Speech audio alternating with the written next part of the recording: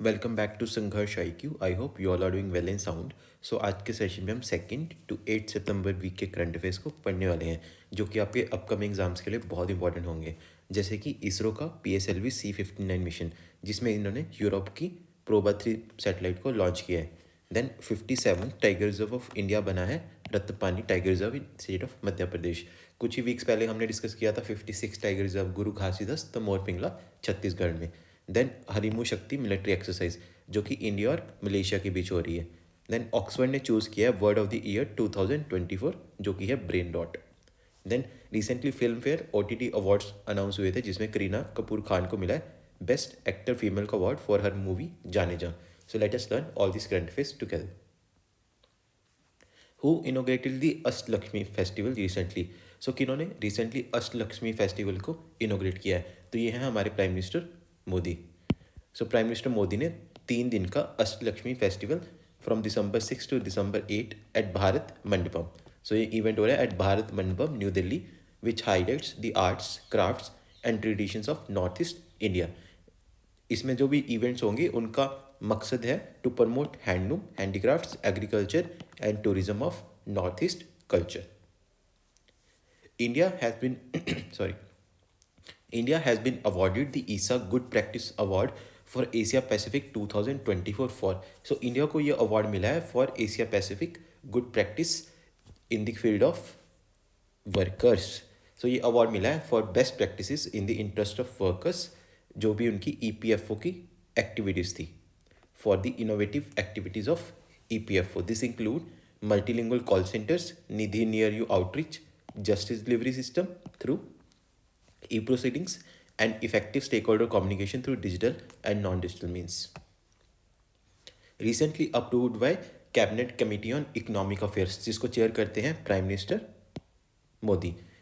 Recently इन्होंने approve किया है टाटो 1 हाइड्रो इलेक्ट्रिक प्रोजेक्ट, जो कि कौन सी स्टेट में है? ये है अरुणाचल प्रदेश में।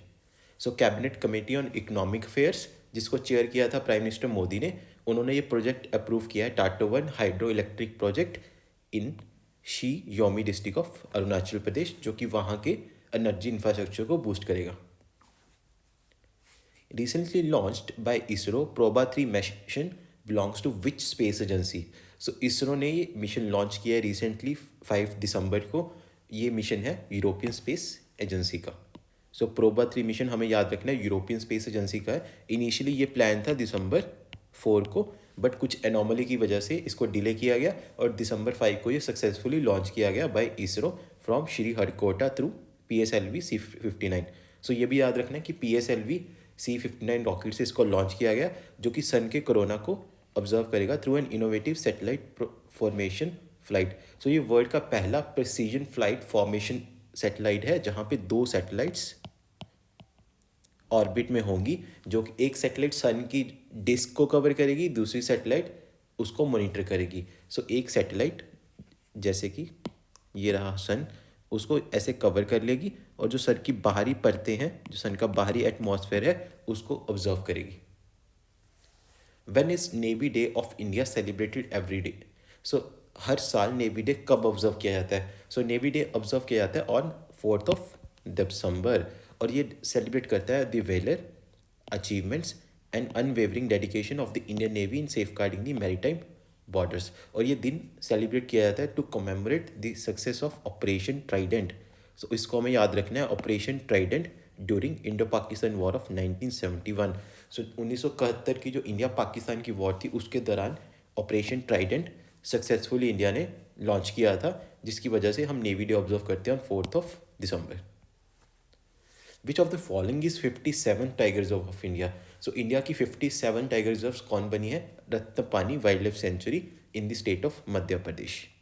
रत्तपानी वाइल्ड लाइफ सेंचुरी। सो कुछ ही वीक्स पहले हमने 56 टाइगर रिजर्व भी पढ़ी है, वो भी हमें याद रखनी है। Guru Ghasidas Tamor Pingla tiger reserve of Chhattisgarh, ये 56 थी, और 57 बनी है Ratapani wildlife sanctuary in the state of Madhya Pradesh, जहाँ पे टोटल 90 टाइगर्स हैं, और ये मध्य प्रदेश की 8th टाइगर रिजर्व है।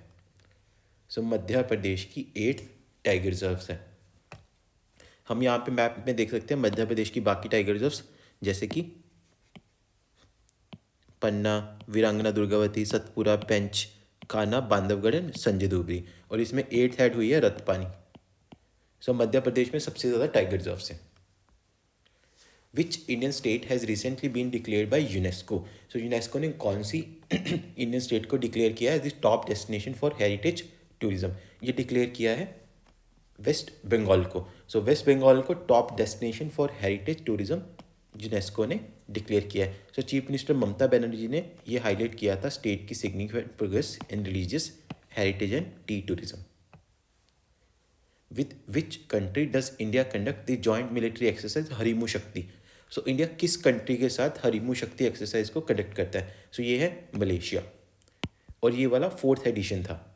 सो this is the 4th edition of India Malaysia joint military exercise Harimau Shakti, जो कि शुरू हुई है in the Pahang district of Malaysia, और ये एक्सरसाइज 2 दिसंबर से लेकर 15 दिसंबर तक कंडक्ट की जाएगी। और इंडिया की जो कंटिजेंट है उसको रिप्रेजेंट कर रही है महार रेजिमेंट। तो हमें यहाँ पे याद रखना है एडिशन कहाँ पे हो रही है, मलेशिया में, और इंडिया की रिप्रेजेंटेशन है महार रेजिमेंट।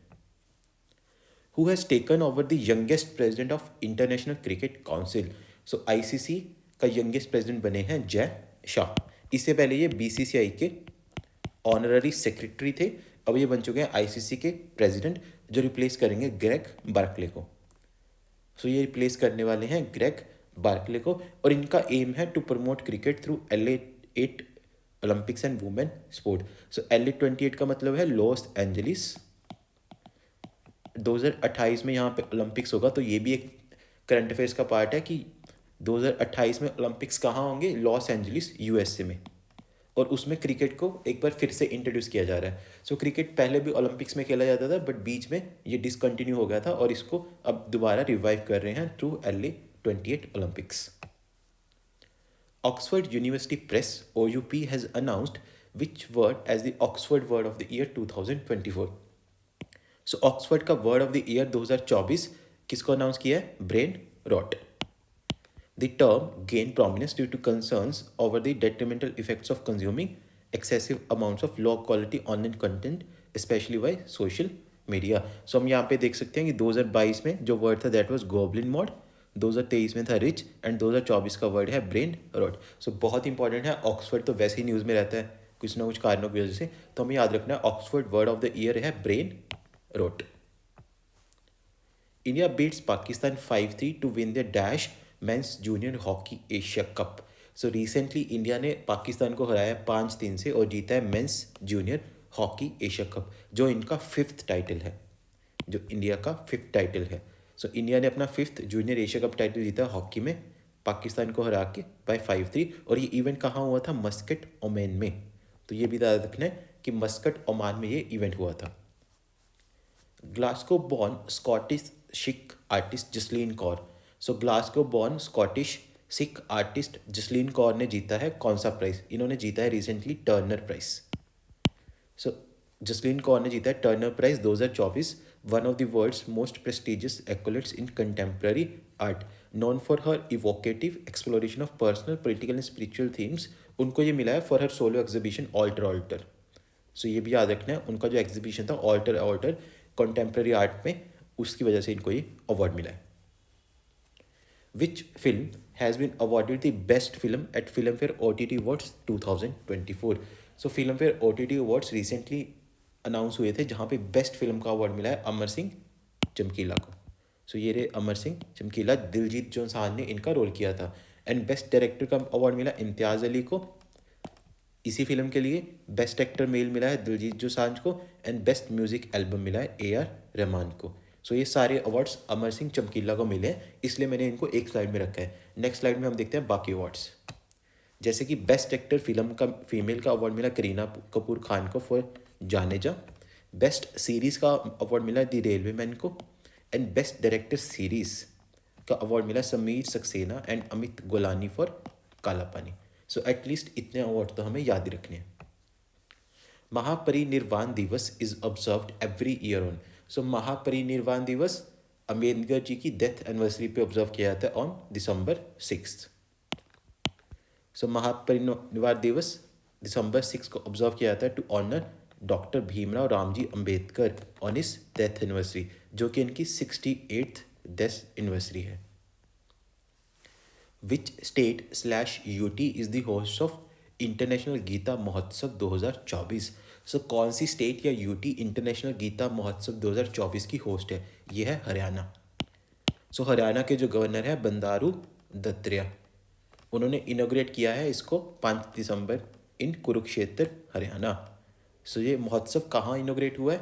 कुरुक्षेत्र हरियाणा में। और ये सेलिब्रेट करता है the birth of Shrimad Bhagavad Gita where Lord Krishna advised Arjuna during the Mahabharata war. So ये सेलिब्रेट करता है श्रीमद् भगवत गीता के बर्थ को। और इस साल तंजानिया फॉरेन पार्टनर कंट्री है and Orissa is the state partner. So ये बहुत इंपॉर्टेंट है, हमें क्वेश्चन आ सकता है कि कौन से हमारे फॉरेन पार्टनर थे एट इंटरनेशनल गीता महोत्सव, और इसका करेक्ट आंसर होगा तंजानिया।